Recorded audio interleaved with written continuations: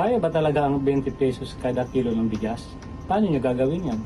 Palagay ko po sa ngayon ay hindi pa po pwede yon sapagkat hindi natin pwedeng ibenta yung bigas na mas mababa pa sa puhunan. Sa ngayon po kasi sa ating bansa dahil sa taas po ng mga inputs katulad ng fertilizer, mga pestisidyo, pati irrigation, nakakapag-produce po tayo ng palay per kilo at 15 pesos. At sa 22 pesos wala po siyang kikitain doon sapagkat yung labor ay wala pa doon. Natatalo po tayo ng ibang bansa na nakakapag-produce ng palay 6-7 pesos per kilo.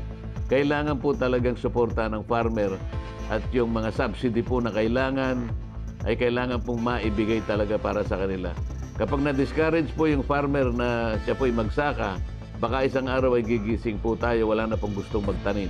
Tayo rin pong mamumroblema niyan. Kailangan po nating pagsikapan na tutukan ng problema na yan.